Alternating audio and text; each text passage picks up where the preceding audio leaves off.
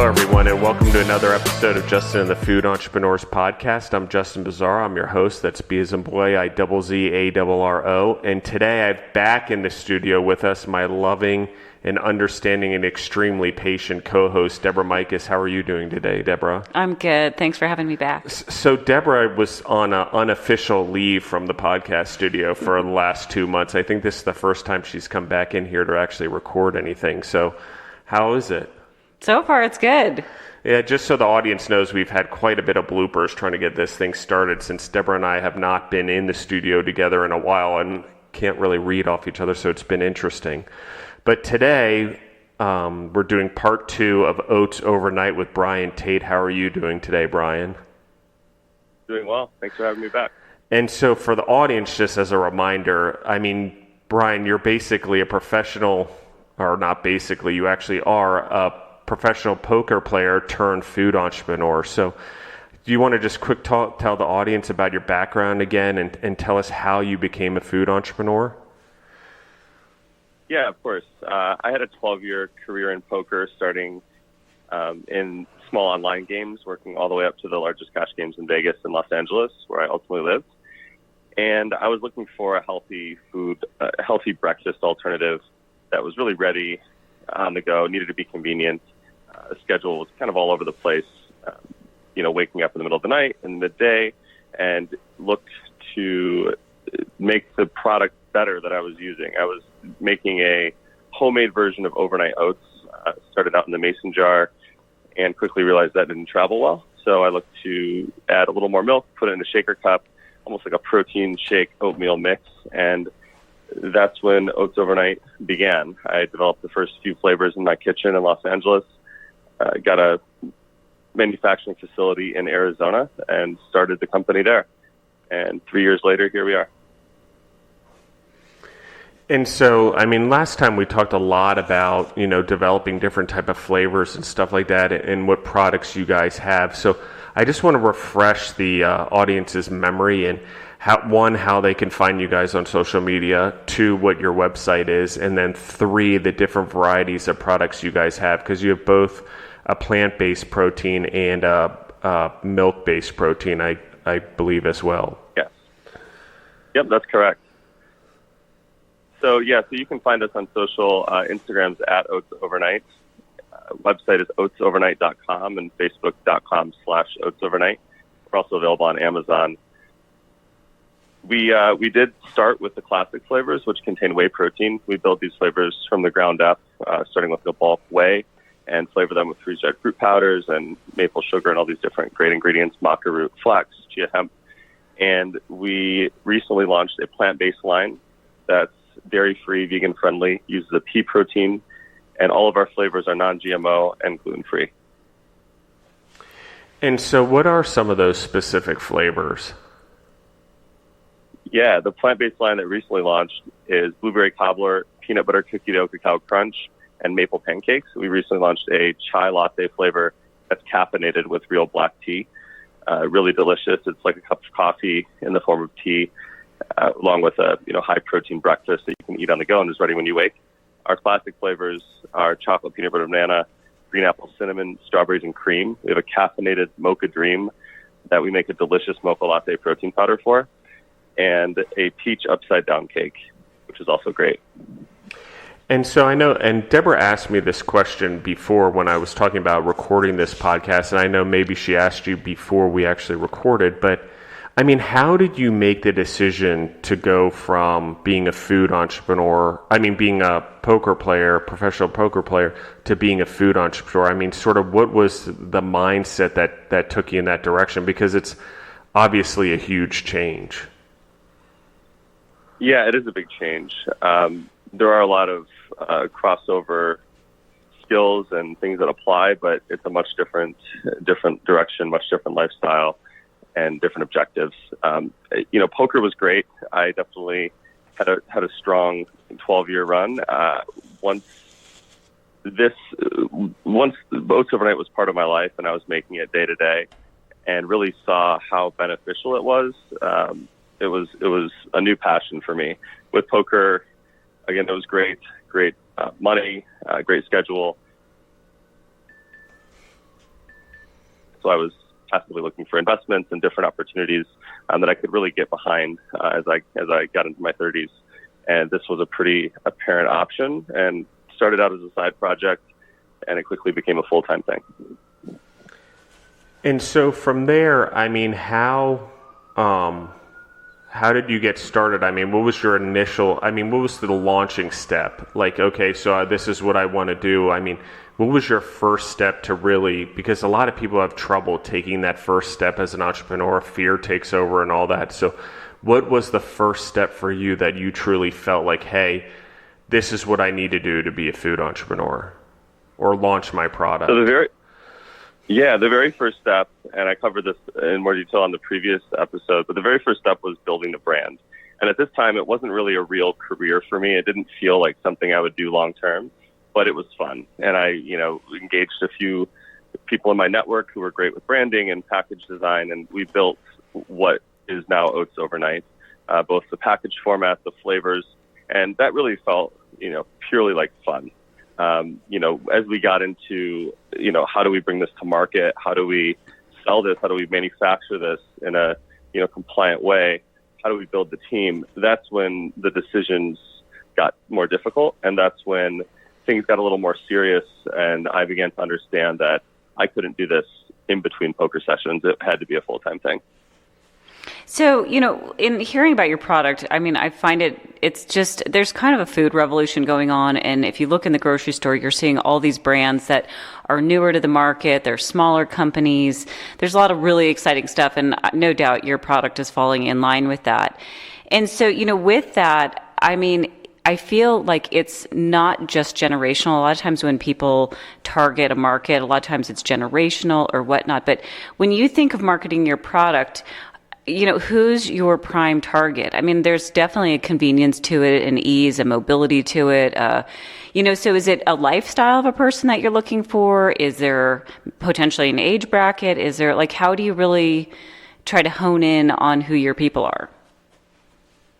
Yeah, there were a lot of learnings in this area. When we developed this and when I was making it, it was really for my own personal use. And, I'm an average sized guy, worked out 5-6 days a week, and really needed something to supplement. Sitting at a table for 12 hours a day, I needed a healthy diet for sure. And breakfast was always difficult for me. I usually would end up getting a Starbucks breakfast sandwich. It was definitely a weak point in my routine. So this served that need, filled that need really well.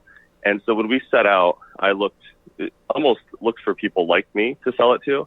I thought fit focused, working out every day, just fitness enthusiasts in general would love it. And again, we found that those are actually our biggest critics. A lot of people have the protein in their cupboard, they have oats, they have seeds, and their perception is that they could make this at home. Now, I'd always encourage them to try a homemade version and compare it to ours because, you can't beat the streamlined prep, the no need to grocery shop and easy cleanup, and also just the delicious flavors. But we found that those people were our biggest critics just because the idea that they could make it themselves, and the people that truly loved the product, much more wide of a reach. It's more, people that want to do better, want to be healthier, but don't necessarily know where to start with their diet. And, they needed a little help. We're very educational in our emails and the way we've kind of adapted to embrace that, that group of people. And don't get me wrong, plenty of athletes love the product. We, sell to college sports programs, football teams, high school teams, kind of you name it, nutrition shops. But really the everyday American who, has to wake up at 7 a.m., go to a drive-through or not, right. is loving it. We're solving that problem. Right. Yeah. I know Justin and I, we travel a lot. And so, I mean, it's definitely a topic, when we're traveling, because we try to, we're fit and we work out a lot. But it's always tricky to find that healthy option when you're running through an airport or whatnot. And this seems like a great option because you can just kind of take it with you and you can buy your liquid on the road, because obviously you can't take that into an airport or whatnot. But if you were in a car or, then all that much more, it's even that much easier. So I feel like that convenience of just being able to take it with you is a great option. And, it's interesting too, the learning curve of thinking, oh yeah, like-minded people. because I definitely can see the convenience of it, and I'm not as far into, like, a lot of people do their macros and they get really far into it that way. I'm not quite that far, into it. So I can see how some of those people, they also are very particular about what they eat and they want to measure everything. So I can see if you really get to that, that really competitive type athlete and stuff, that's, why they like to have all that control. And but I agree with you. There's definitely some convenience to it all. And I'm sure you guys, what's gone into, obviously streamlining the process, you have to for production's sake. And, but what have you guys done in terms of like getting your research down into what products you're going to put into it and honing in on your recipes? Yeah, a lot of that comes direct from the consumers themselves. And I think that's a huge benefit of being direct to consumer. Our focus is Amazon and our website, oatsovernight.com, primarily through Facebook ads, which again are very data rich, and we get to look at our audiences, look at the demographics, look who's interested, look who's purchasing, and also directly engage with those customers from our website. Lots of interaction day to day on social. We ask questions. We're very conversation forward, and yeah, everybody always wants to kind of help out, add their 2 cents, and we listen to everything. So that's really helped us. Kind of like everything from releasing new flavors, transitioning to a fully gluten-free product, going non-GMO. All these main things came directly from our consumers, and we prioritize that feedback. Right.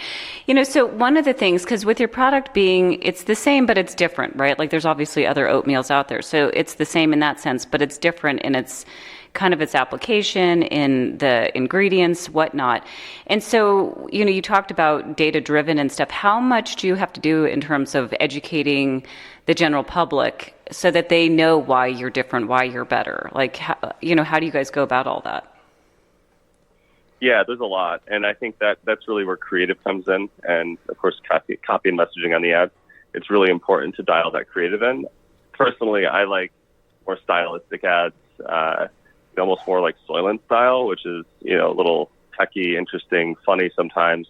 But we found early on that there's a lot of education was required with this product. And, also to show why we're priced, maybe 10, 20% higher than Quaker or another oatmeal product. And of course, we have plenty of reasons, and our customers see the value in that, but it's important that we relay it to them. So yeah, mostly through messaging on digital. And just curious, do you guys go after like personalities at all to try and like have certain people, rep your brand and go out there and promote for you? And if so, who are you targeting? Yeah, influencer. We've been developing the influencer side of our marketing team over the last 6 months, and it really didn't exist a year ago. We've always tried one-off influencer relationships, haven't had a lot of success. Attribution is really difficult, and so we've always just stuck to what we're good at with Facebook ads.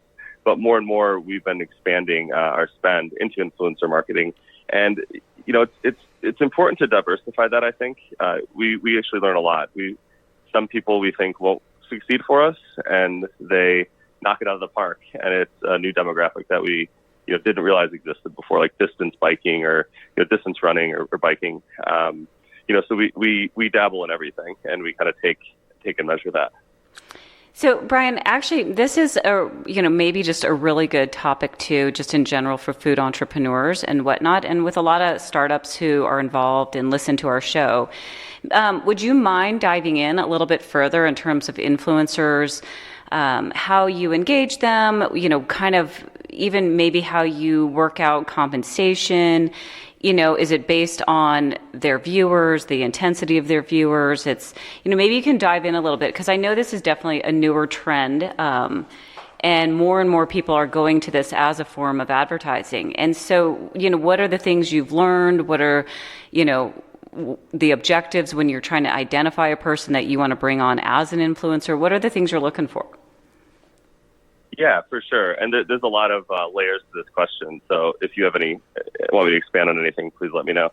But, starting out, it was difficult because you have to send products, you have to negotiate a rate. Maybe 2 years ago, there was a lot of value dealing directly with influencers because, quite honestly, they didn't understand what their reach meant for brands. They didn't understand, that they could make one post and generate $4,000 in revenue. They didn't know how to price themselves. So there was a shift toward management. A lot more, I guess, professional influencers are managed now. And so those prices are almost normalized with the return. And a lot of times it's not necessarily in the brand's favor. So it's important we have two sections of this. We have an organic side of the team where we initiate contact with just like micro-influencers, anyone with 2,000 to 50,000 followers that we think might be interested in the product, might be a good fit, and we always offer to send free product for a post. And then the other side of this is the paid side, which we've done both paid deals that our team manages ourselves, but it's difficult to keep that up because there's a lot of research involved. Of course, when dollars are on the line, you need to see performance and ROI. So we've actually been working with agencies that place influencers through data-driven decisions and say, try this one's a good fit. This one performed well with company A, B, or C that's in your, similar category. And yeah, we go with that. And of course, we track that as well. And there's an approval process for the influencers they present, but it's much more scalable that way, even though we're likely paying, 20% upcharge. And so is that basically what then the agency is making, that 20% up? Yeah. And so that's generally the case. For their services or whatnot.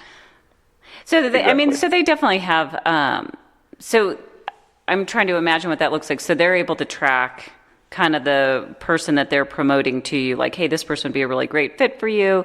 And then they're able to see what they're doing for you. And then you calculate a 20% up for them based on what you're paying the influencer themselves. Is that? Yeah. I mean, we don't really look at the 20%. No, so it's an all-included price with our current, the current deal that we were working with this current agency. Okay. It's, we get a price. It's $3,000 for this person to post. It's a story post, this many slides. And, we either accept that deal or we reject it. And then we have content approvals as well. And what this does, it allows us to, handle 50 plus posts a month or more without real direct oversight and, less contracts because we have one contract with the agency. We're not dealing with, influencers a la carte.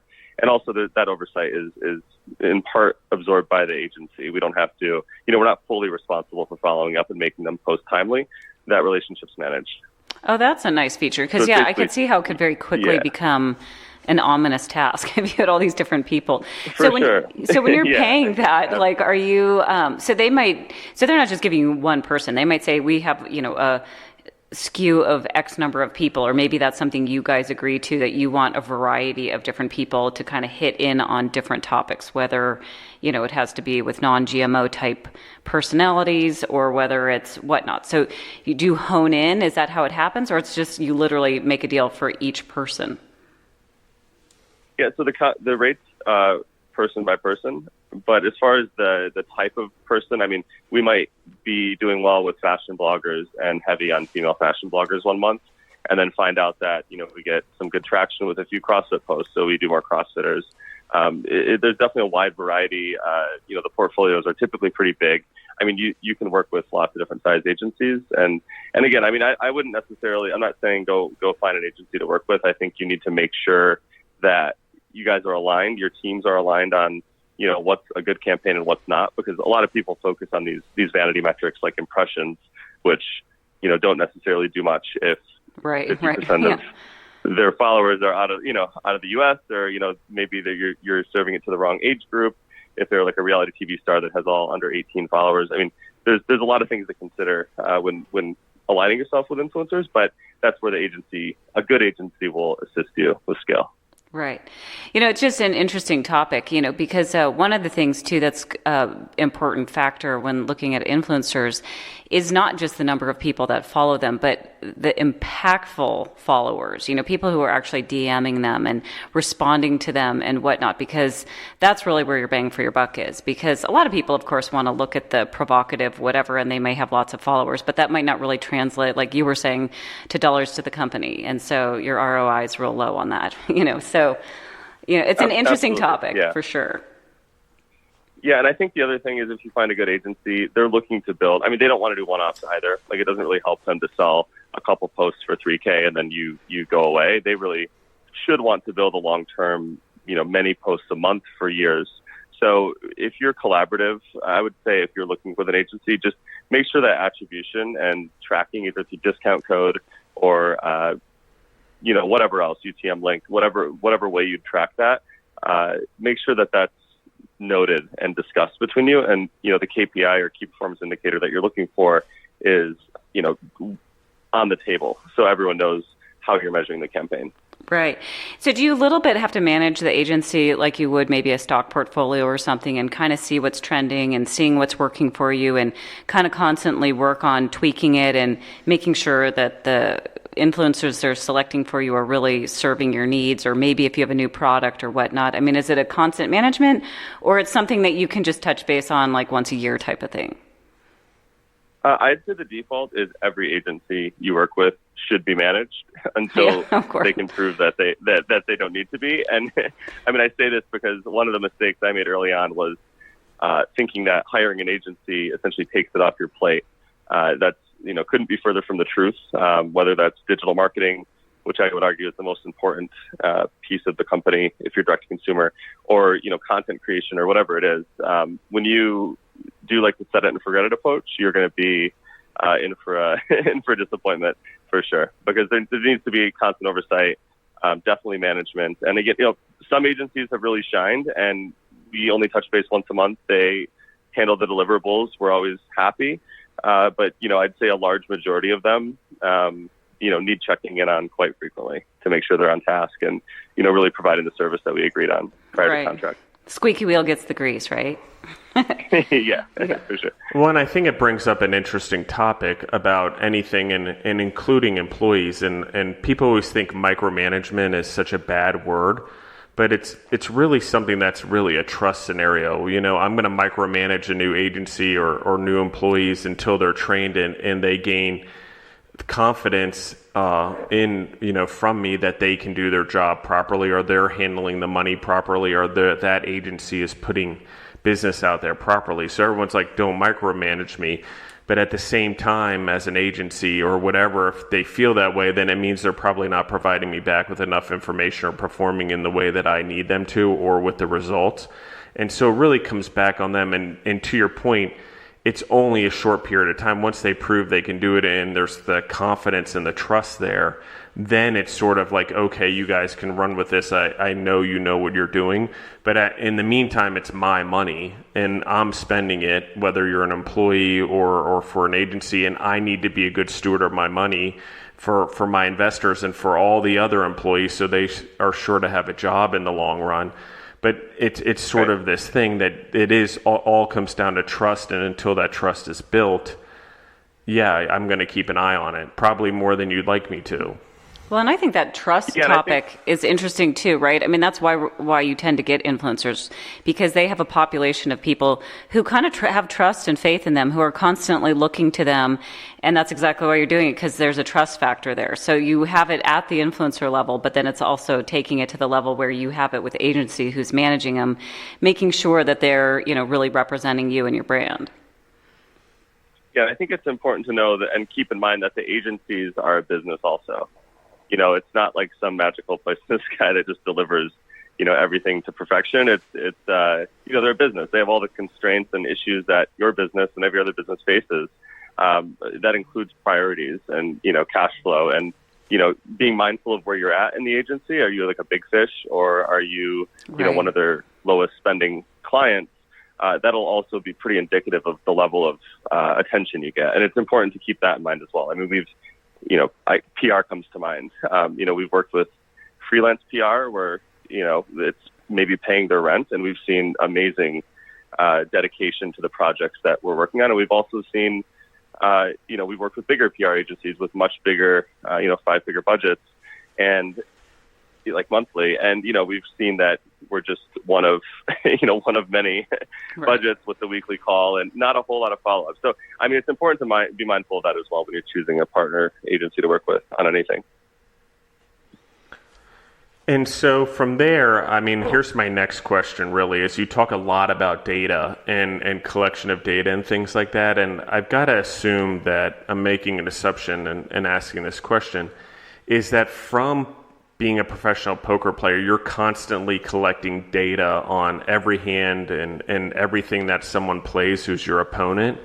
I mean, is that sort of where you get that from? Is just data has become such an important part of your life as a food entrepreneur that it's something that worked for you before as a professional poker player? Yeah, I think it's really important. The biggest thing is just to not be results oriented. And I think a lot of people in business are results oriented. They have someone take a huge risk and it pays off and they're a rock star and everybody, applauds them. But they don't realize, like, if that risk was, in a vacuum, not worth it, like if it was, could have risked the entire company or, a certain relationship that was crucial or anything, it could still be a mistake, even though the result was favorable. And I think that's really where the data comes in. And, you get to measure these things or just look at them from a different perspective without really thinking about the result. And that's pretty prevalent in business today. People can do something great. They fail, it's forgotten. If they do well, you're remembered. So it's important to kind of measure those decisions at a different level than the result.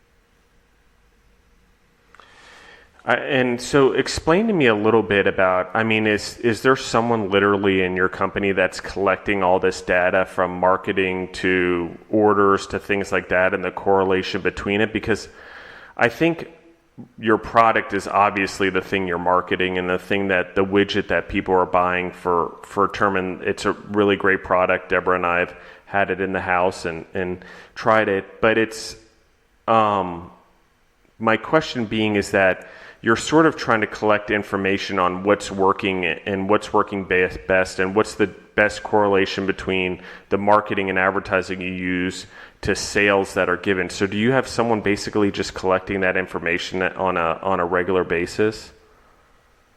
Yeah, I'd say it's less someone doing all of it, and it's more that the different departments, whether it's marketing, influencer partnerships, even product development and flavor development, everybody's mindful of the data. So there's data, there's data everywhere. It's just a matter of knowing what to look at, what to measure, and how to apply that alongside the more qualitative type feedback you get from customers and, things that can't be put into numbers. Understanding the balance there and making good decisions with both in mind is really crucial. And that happens at a departmental level. It's not centralized in our business.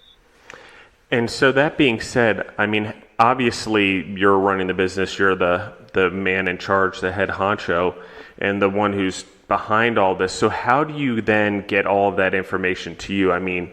Is it something they send to you on a regular basis? So, because you're coming up with strategy and direction on a regular basis, so they're constantly running these numbers by you then, I assume. Yeah, and it's there's conversation too, right? It's not like all spreadsheets. I think we do have a weekly meeting, and every department kind of shares their wins and losses for the week, what they plan on doing, and data comes up that, there's a lot of questions. Our team definitely makes, everything's considered and questioned, and everybody's happy to kind of prove their thoughts in case with what's in front of them and what they're seeing in their department. So you just mentioned weekly meetings. So a couple questions here. So one is what's the size of your company? And then when you talk about weekly meetings, who all is included? Do you take it from a managerial level and let them filtrate it down? How do you guys operate with your communications? Yeah, and this is a really important piece of the company that we've been working on. We've been prioritizing the last few months as we've continued to see growth. We have just around 30 employees total. Maybe 10 decision makers, like management plus, and the 10 people we meet every Friday right now. So there's usually an hour and a half meeting every Friday. Everybody kind of goes around the room, has a chance to share. But additionally, there's constant communication between the different departments, and maybe the top 4 people in the company are communicating daily, along with a lot of one-on-ones across management. Right. Because communication, it's an interesting thing. You always want to keep people in the know, but you also don't want to bog everyone down with too much. And so it's a fine line. I know that in our own company, it's a constant topic, and we're always trying to come up with, what's the most easiest path to get information out to people. But sometimes, we'll have a new process in line, and in theory, it works really great, but then you're also sending emails. So we end up with two different forms of communication, or, it's just like this interesting thing. So I'm always curious what other companies are doing, because I think we could really learn from each other. And obviously the size of your company, dramatically affects, what that communication, what the complications may or may not be, even your physical, where you're located, if you're in different states or just different rooms, whatnot. But, yeah. So have there been some things that you tried that was communication that you're like, yeah, this is not working for us? And then are there things that you're like, this is a system that's really working well, and we got to do more of this? Yeah, absolutely. So we fumbled around doing the same thing you mentioned, phone calls, email, text messages, because we're all pretty close. And you lose things. You lose track of things quite often, and it's not very effective. We actually moved to Slack maybe a year and a half ago. And now we try to keep anything that needs to be remembered or referenced later goes to Slack. And so there's still plenty of texting and emailing, just day to day. But Slack is where we hold most of our information, and so it's easily searchable. And different teammates can be in different channels. Right. So only the relevant team members need to be addressing the production issue or the marketing issue or the development issue, and that's been really helpful for us. Yeah, and Deborah and I both experienced Slack, and I think it's a great app and a way of communication. We also now use internally in our company Microsoft Teams, which is basically the same thing, but not quite as unique. And actually, I think Slack does more, but we decided to go the Microsoft Team routes within our IT department for whatever reason. But I think any collaborative software like that is just so essential to running a team and moving forward, whatever one you choose. But it's also one of those things where you get in what you get out what you put in. If all of your team members are really willing to use it and really willing to be gung-ho and take ownership in everything they do in it, I think that's awesome. And it sounds like you have that. And I know for some companies, they try to implement processes like those and great collaboration tools, and it is such a struggle for employees to get onboarded onto it and change their life and just communicate, and I think people worry so much about over communicating, whether it's emails or telephone calls or whatever, that they then under communicate with people or don't inform the amount of people that need to be on something. Where a collaborative software like Slack, literally it doesn't matter, this is the team that's part of that channel. And no matter what goes on there, everyone has access to it. So it's not like someone accidentally leaves a name off an email or someone forgets something. It's all there. It's all searchable. Exactly. And it's all easily accessible by the rest of the team. And I think it's just one of those things people really need to embrace it, because it helps streamline things so much.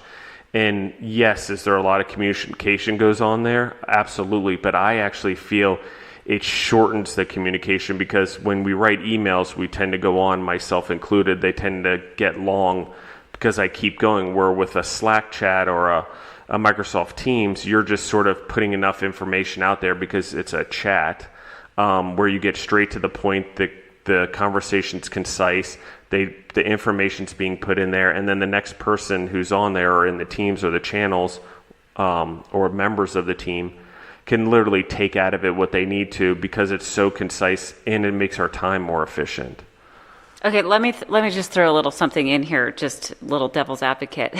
From my own personal experience, this is one of the things I find frustrating about this type of communication, though. Like, on one side, it's great when it's internal and it's just our team. That's great.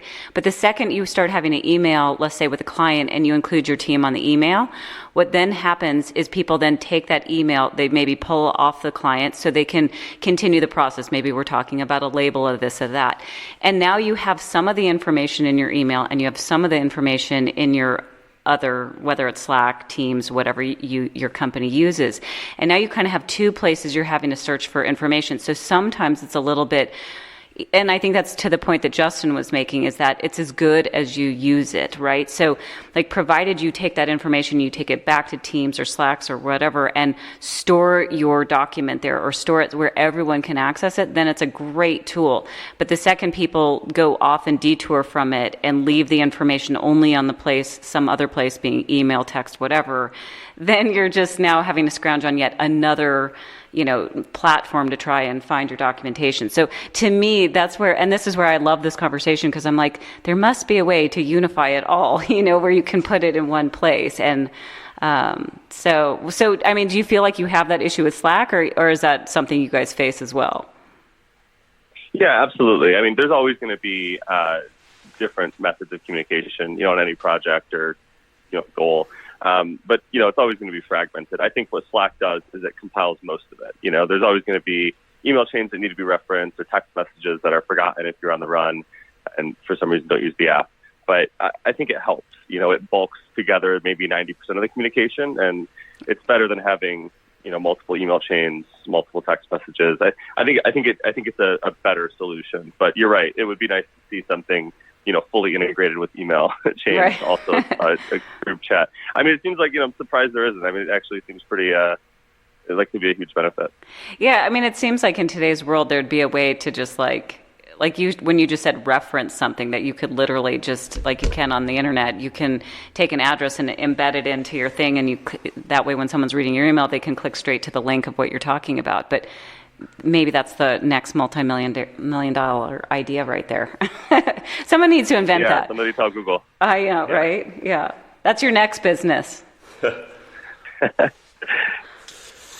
And so, Brian, I want to switch topics a little bit and get into some of the softer things, and then you as an entrepreneur and conversations like that, and some of the things that we've talked about. And so one of the questions that I have is that we're starting to integrate into the podcast is, if you could go out and talk to one person or get advice from one entrepreneur in the world, who would that be? Like if you could go on a business information, I don't know, scavenger hunt, who would be the person you'd want to go scavenger hunt their brain for information? Yeah, there are a few. I think Gary Vaynerchuk is definitely one that is most interesting to me. And I mean, he's gotten a lot more, he's kind of broken the mainstream recently, last couple of years. He's gotten really popular for his kind of more motivational talk. He still has a ton of great content around management and, mindset for efficiencies, kind of breaking the, the norms in business. A lot of the old adages, like, if it's worth doing, it's worth doing right, like this type of stuff. He's very rational in his thinking, and I really resonate well with him. He actually used to trade baseball cards for money as well, which I can definitely relate to. He used to buy and sell magic cards to pay for candy. So I think that it's kind of interesting. But yeah, I mean, I've been following him actually for even before Oats Overnight. I was kind of a fan of his when he had significantly less followers, but a lot more. I believe Crush It was the book that I first read, and it's great. I mean, there's a lot of great content in there. Yeah, that's interesting. I was the one trading the candy for the baseball cards. Nice. Yeah, Justin still has quite a prolific collection of baseball cards. Yeah, and comic books. Awesome. I definitely got into I definitely understood at an early age there were to only buy things that I like, but also things that would have long-term value. At least I thought they would. So far, it seems to be true. So, but on that topic, I mean, so what are the things that you feel are the best strengths of your business right now? And we talked about a person's brain you would pick. Also, what are some of the things that you think that you would need to pick someone's brain about that would help your business grow? Yeah, I think our best strength would probably be that we're scrappy. We solve problems with what we have, and like I mentioned, our business is bootstrapped. We haven't raised outside money. We don't have the option to solve problems with money, and I think especially with VC funded companies you see today, and I have friends that have run them, and you hear them problem solve. It's just a different mindset. It's just different. I mean, the whole team thinks outside the box, and having that mindset and not having the resources to solve things, just by paying $30,000 for someone to do it is really invaluable, and even when we do eventually raise money and, get to that point, having come from that scrappy background, I think it will make all the difference. So, I mean, you just mentioned how you guys can't really solve problems with money. And I think there's something really, while it's difficult to do that sometimes, there's also a hugely beneficial part of it. It makes you grow organically. It makes you really rely on your resources that you actually have, which are then sustainable. But, as you look at that, I think what Deborah's trying to say basically is it becomes one of your biggest assets, really, is that being forced to go through something hard and go through with all of your teams. One, it brings a bond to your team because you're all having to go through this hardship together. Two, you can't just solve the problem with money. And three, the lessons that you and your team learn from going through that hardship is enormous. Absolutely. And it's just one of those things. So I guess here's my question, unless you have something you wanted to add. Well, where I was kind of going with that a little bit too is then you have employees in that scenario. And so, how do you find, like when you're looking for your employees, it's someone who really buys into what you're doing. They have, because they have to be behind that to really invest themselves and their brain power and all that. Because there's lots of jobs out there where you can just go do it, punch time clock, get paid, and even get paid relatively well, So when you're interviewing or when you're looking for someone, how do you go about, finding the right person, knowing that they're going to fit with you guys? What are some of the things that go through your mind when you're, trying to fill a position? Yeah, absolutely. So, this is a key part of the business as well. Somebody touched on it, but you definitely don't want what you described. You don't want somebody who comes in, punches a clock, leaves, and doesn't take accountability for those decisions, off the clock. Everybody that we hire and we bring into Oats overnight, and again, we're still a young company. I'm sure this changes when we go from 30 to 300 employees. It'll be a lot different. Well, hopefully not, but we look for people that really take ownership over their job role and their duties, and you can't say everyone's going to be passionate about it, but cares about it. Understand what it takes, and sometimes that's a call at night, to solve something that came up or that broke. Not always, but having the flexibility and them having the flexibility to handle these things and to think about it on the weekends and come in on Monday and say, hey, Saturday I was at this restaurant. Saw this, thought of Oats overnight, we should look at this. That makes all the difference, really being accountable and taking that ownership over their department. And I love this topic, actually, because I think it is so hard for people to take ownership. When you're trying to hire employees, I would wage to bet that 60% of the people that come to you, if they've ever had experience, it's not that they're not willing, it's that they've never been trained in a job to take ownership or to take responsibility for those type of things, or even be someone to have enough confidence in them to problem solve. And again, I'll go back to the micromanagement thing, where yes, at the beginning you're trying to train someone in your company and trying to make sure they do the right thing and handle the right thing and get the culture of your company. But at the end, you want them to be able to independently solve problems and be problem solvers as a person. We always say this thing in our company is we don't want someone that's a snake finder. We want someone that's a snake killer.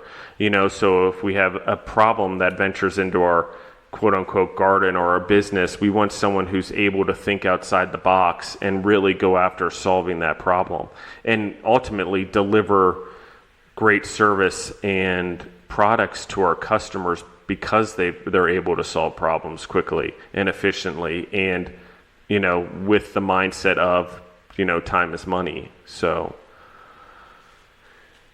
yeah, definitely. Absolutely. I feel like in our company, if you go to the head honcho and you say, hey, I have this problem, the first thing out of his mouth is, so what are you going to do about it?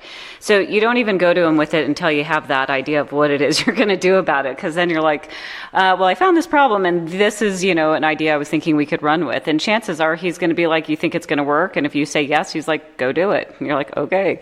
So it's kind of cool to be empowered to do that. And also, I don't know, I think as an employee, it gives you the sense of, can can do and responsibility for the things you're proposing and really taking ownership in it, which makes you feel that much more vested. So I think encouraging that in your employees is a great trait, but it's also hard to find people who will take that initiative. A lot of people are kind of fearful to do it.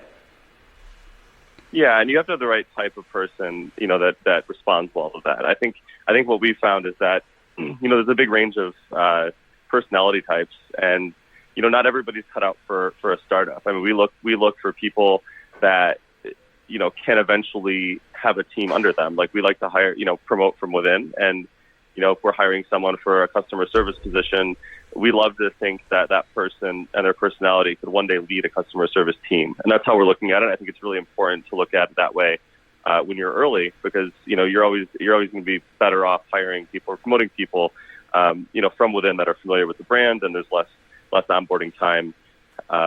We really look for that. And of course, there are people that, have a job to do. They come and they do it. And there's a need for those people as well. But you want to make sure your early hires lean toward management potential. Agreed. And I think you made a great point there too. Not everyone is cut out for a startup. I mean, it definitely is a certain personality. They're almost entrepreneurial. And I think your concept of hiring people who do have that interest in a startup and who have the ability and desire to have people under them, because then you can hire from within. Because in a startup company, someone who's been there from day one, it doesn't sit real well if you all of a sudden bring someone in to be, manage over them when they're the person who's going to have to train them, kind of, right? So I think you're Right. spot on. It's really smart what you just said right there. Yeah, thanks. And I think we've seen that people kind of have ceilings, and sometimes it's from experience, sometimes it's, interest, but people kind of raise to a certain level, and they, often stop improving. And that's really a job of both the CEO and everyone that heads the department, is to look to increase that ceiling, but also find people, that really have high ceilings and high potential, and try to stay away from those who aren't really looking to grow. Well, and I think it's one of those things as well. It's like,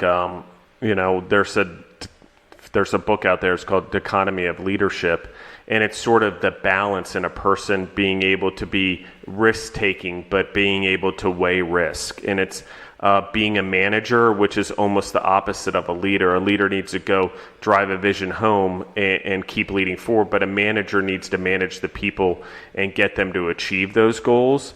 And so it's one of those things where you're looking for almost a balanced person, and that they balance things, but then also have the ambition and the desire to grow, particularly grow forward and continue to move themselves forward, and have ambition to have better things in their lives, want more money in their lives, because that's ultimately what getting promoted means. And it's this weird balance. So, I mean, amongst all of that, I mean, how do you then, as the head of your company, lead those people and set a model for them to do that, to encourage that culture in your company?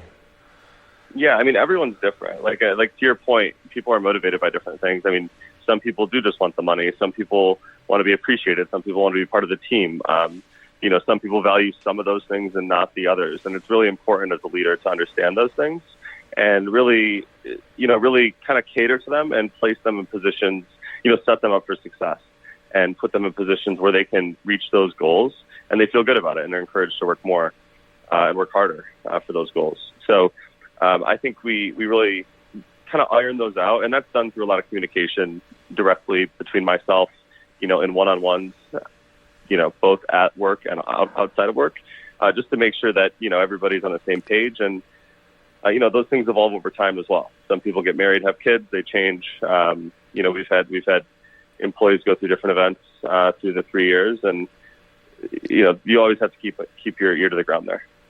You just mentioned you talk to them sometimes inside work and sometimes outside of work, and it made me curious. Do you guys do team bonding type stuff, or do you do? I mean, I have a daughter who's in New York who's interning right now, and it's really interesting. They take these kids out and do all sorts of stuff with them. But I think it's cool because it gets them to know each other, and especially in that predicament because they're just there for a couple months. But on a broader scale, do you do that? I mean, I feel like a group of 30, that's a reasonable size of people that you could could try to coordinate events or fun stuff to really get people to know each other. Yeah, we haven't done anything formal yet, like with the whole team. I think we definitely look to. Things have been a little crazy the last year or so, so I think scheduling the time would be difficult. But yeah, I mean, our production manager, for example, has taken out, our production employees to dinner. Our fulfillment team is close. A lot of them, are friends outside of work now. The management of these teams all know each other, most of them actually at this point, personally, in addition to professionally. And so, we'll grab drinks or something and catch up, and, work's always, not always the main focus of the conversation, of course, but, right. It comes up. And, it's really nice to be able to connect with somebody in a personal setting, not sitting across the desk in an office, but, over dinner and just kind of chatting about, what's up with their life, like what's going on with them, not necessarily with the business up front. And, that certainly plays into how effective the communication is at work as well.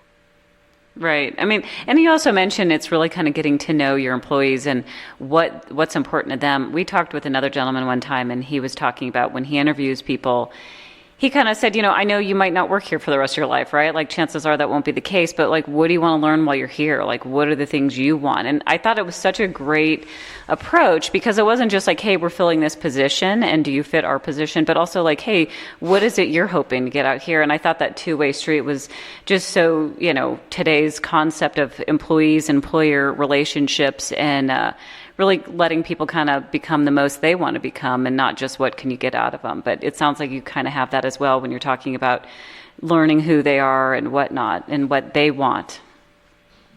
Yeah, and I think I've told every single one of my employees this, they can do really anything in the company.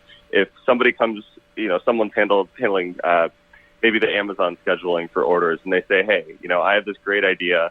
I have a friend that owns a bunch of yoga studios or, CrossFit gyms. Like, I want to coordinate events with these companies.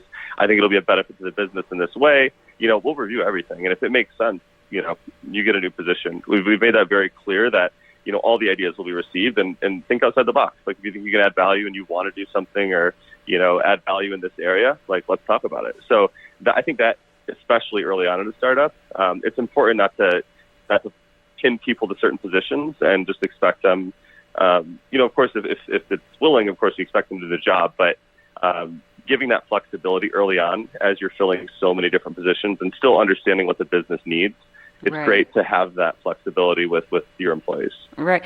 And I think that's such an interesting concept as well, because, maybe you're in the accounting department, accounts receivable, or wherever you are, it doesn't mean you don't have a creative side to you too, or you don't have a, different concept in your head where, it's kind of fun to get to cross into different divisions and get to do different things. I mean, that's one of the things I love about the work that I do, is I'm kind of all over the board in terms of what I do. And I really enjoy the different facets of my job and getting to use different parts of my brains and work with different people. And so I think that's really cool that you've enabled your employees and encouraged it, even not just enabled it, but, really encouraged them to think outside of the box. And, if they come up with stuff, that you're all ears. And so I think that's makes for a really great community for people to get to work in. Yeah, and that also indicates how much they care. I mean, if someone is in, like you mentioned, accounts receivable, and they are thinking of this great content for ads, and they, or maybe event coordination or something like that, it's a good indicator that they care about the business. And it's never lost to let somebody follow the passion, especially as it relates to success for the company. So we definitely look for that and encourage it. Yeah, and I think that's very interesting, actually, because for a person, I mean, in a lot of companies, people are very protective of their particular area and particular department. So encouraging people to sort of break down the walls of information and letting information travel freely and most importantly, safely, so people can be vulnerable with their ideas and pass them amongst the departments and give a suggestion to the CEO or their boss. Particularly in startups, we have the chance to create that culture right off the bat. But if you're an existing business and trying to create that culture, you've got to get people to understand that, yes, it's okay for accounting to to think outside the box and have a marketing idea. They see numbers differently, and they're dealing with a different area. So how can you get as much information as possible to make the best idea as a leader? And we talk about this all the time in our companies. It's so important that no matter what, people, and it's where I said the over communication thing, but it's really putting as much information in front of the people that are making the decisions as possible, regardless of your department. So it's not only putting that information out there from what you're specializing in, but any of your other thoughts. So to create as much thinking and, as I say, chase as many rabbits down as many rabbit holes as you can, because when you're making a decision, you want as much information as possible. That doesn't mean, I don't want people to get confused that at some point you have to make the decision and you've got enough information for that point in time and you can pivot later. But it is so important that you give people that space to be heard. And I think they feel important. I think they do feel ownership in the business when they do that. And they have good ideas sometimes, right? Things that, because their perspective is different, they might see an angle that you can't see, or a person in the advertising department can't see because they don't sit in the other person's shoes. So that perspective, it's kind of getting a 360 on it, and that's great. Absolutely. Yeah, I think it's to your point, it's not, it can be overdone, I'm sure, in scenarios, finding that healthy balance where people feel valued and can contribute when they truly will add value, and knowing, I'm not going to give our CFO, accounting advice, technical accounting advice, of course. But, understanding kind of where they can fit in. And that also comes with a lot of. So, Brian, as we wrap up the podcast and this episode, I know we've talked a little bit offline about doing another episode. So, we're looking forward to a part 3, but before we get off this one, is there anything that, based on the conversation we've had on this podcast, something you want to share that you feel might be helpful for people, or as an entrepreneur, something that you'd want to pass on that you think people would benefit from? Yeah, I think we talked a lot about managing people, and that's something that, quite honestly, I had no experience in with poker. It's very solitary. And I've been learning a lot in the last 3 years, 3 years plus. I think it's important with these types of relationships. It's delicate. There's a lot of mistakes that can happen. And, when you deal with interpersonal misunderstandings, it can cause, it can be very stressful and it can put a lot of strain. I think going into these, I guess if you decide to adopt this for your business or kind of have this mindset, understanding that there's going to be mistakes made and being, understanding it and being okay with it, and just making sure that, you're not hindered if you have a disagreement or two employees have a disagreement over something, and just making sure that you kind of stay focused and stay, not get held back by that, because it will happen. This is all dicey stuff, dealing with different emotions and different personalities in a startup. Right. I think that's a really valid point, because, a lot of times, the saying that comes to mind is message sent is not necessarily the message received, because a lot of times when you're saying something, it's from your perspective, but when you say it to someone, they're interpreting it from their perspective. And so a lot of times things can very easily get misunderstood, or feelings can be hurt. And so it's really tricky to kind of navigate those waters, especially when you're newer in that. And a lot of times entrepreneurs are, right? It's a new startup, and maybe that's not where they started from. They came from a different industry, as did you. And so I think that's a really valid point that you just made. Yeah, I agree with Deborah. And I just wanted to say thank you again, Brian, for coming back on the show and, really getting deep into it and being vulnerable and authentic with your answers with the audience. I think this episode really had a lot of great content in it, and stuff that I look forward to diving in deeper with and really exploring with you. And I think you're learning a lot, and your inexperience, and you talked about in interpersonal skills and management, almost helped you think outside the box when you started a business, because you came from somewhere else. You didn't come at things like a normal person with a business background, or a person that had been in the workforce before behind a desk or in a cubicle would come at it. And I think it's refreshing to hear, and there's just so much there that you've created in your culture as a business because of it. So I think it's pretty cool, and really congratulations. I mean, I'm really impressed by what you guys are doing there. Yeah, thank you. Definitely appreciate you having me back on. It's definitely been fun, and I loved hearing your story, and I can't wait to hear more on our next chat. I know we're actually going to have to come visit you in Phoenix, Arizona, I think, and see what you guys are doing there. I'm very curious. Yeah. You're more than welcome anytime. You probably don't want to come now. It's around 1:15. Oh, geez. Summers aren't friendly. Toasty. Yeah, Toasty. maybe in the fall we'll just... You can toast your oats outside. Yeah, it's pretty rough. And everyone in the audience, thank you guys for listening in. Thank you for all the support, all the listeners, and all the countries that you guys are in. I really appreciate it. And I know the food entrepreneurs that are on the show and beverage entrepreneurs appreciate it as well. If you guys are interested in being on the show, you can reach out to me, justin@thefoodentrepreneurs.com. And if you want to follow us on social media, we're at Justin the Food Entrepreneurs on both Facebook and Instagram. Thank you, everyone, for listening in, and have a great day.